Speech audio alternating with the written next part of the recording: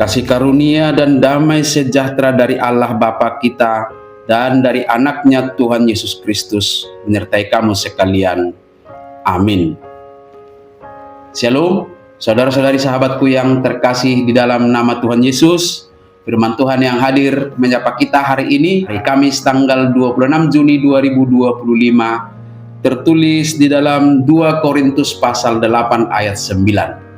Mari sahabatku, kita simak dan renungkan firman Tuhan yang menjadi kekuatan dan inspirasi untuk menjalani hari ini. Demikian.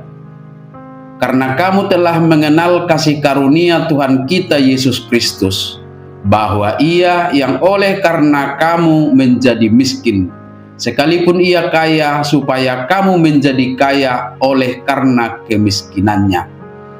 Ai di boto hamu doa sini rohani Tuhan Yesus Kristus nama morahian gabe pogos alani hamu asa gabe mamora hamu hinorhoni pogos nai. Demikian firman Tuhan. Sahabat renungan harian, saudara-saudariku di dalam nama Tuhan Yesus, lewat nas hari ini Paulus mengingatkan kita semua sama seperti mengingatkan jemaat Korintus tentang dasar atau fondasi iman kita, yaitu kasih karunia Allah yang telah kita alami melalui Yesus Kristus. Mengenal kasih karunia berarti memahami bahwa keselamatan dan berbagai berkat jasmani dan rohani yang kita nikmati sepenuhnya berasal dari kemurahan hati Allah, bukan dari usaha atau karena perbuatan baik kita. Sebab dengan karya pengorbanan Kristus, di mana oleh karena kita semua Dia menjadi miskin, sekalipun Ia kaya, supaya kita menjadi kaya oleh karena kemiskinannya. Sebelum inkarnasinya, Yesus adalah Allah yang penuh kemuliaan. Dia adalah pencipta alam semesta, pemilik segala sesuatu. Ia adalah kaya dalam segalanya, baik kekuasaannya, kemuliaan dalam kesempurnaannya. Namun demi kita manusia yang berdosa dan terhilang, Ia rela menjadi miskin, di mana Yesus rela turun dari tahta kemuliaannya untuk menebus dan menyelamatkan kita semuanya. Dicatat dalam Filipi pasal 2 ayat 7 sampai dengan ayat 8, melainkan telah mengosongkan dirinya sendiri dan mengambil rupa seorang hamba dan menjadi sama dengan manusia. Dan dalam keadaan sebagai manusia, Ia telah merendahkan dirinya dan taat sampai mati, bahkan sampai mati di kayu salib. Dia menjadi miskin sekalipun Ia kaya, supaya kita menjadi kaya karena kemiskinannya. Itulah kasih karunia, itulah yang menjadi kekayaan kita. Sahabatku semua, kehidupan kita saat ini adalah kehidupan dalam kasih karunia Allah melalui pengorbanan Kristus.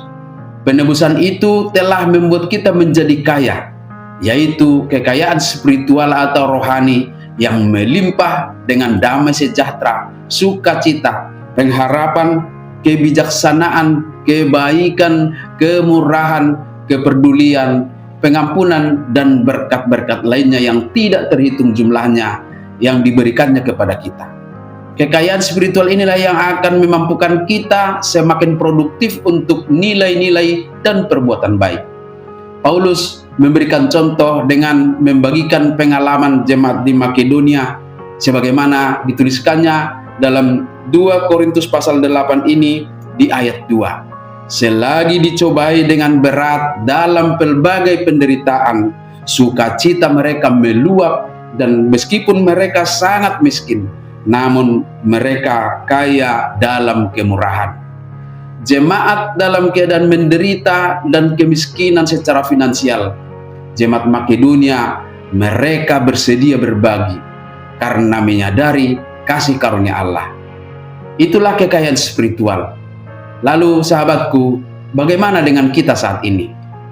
Baiklah, hidup kita yang sudah menerima kasih karunia itu dapat menyatakan kemurahan Tuhan Allah dengan memaknai hidup sebagai bukti penghargaan kita atas karunia Kristus yang tak terbatas itu.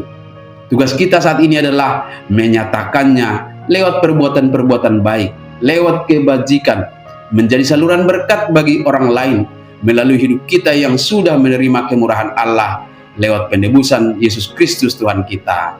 Amin. Selamat beraktivitas, Tuhan memberkati.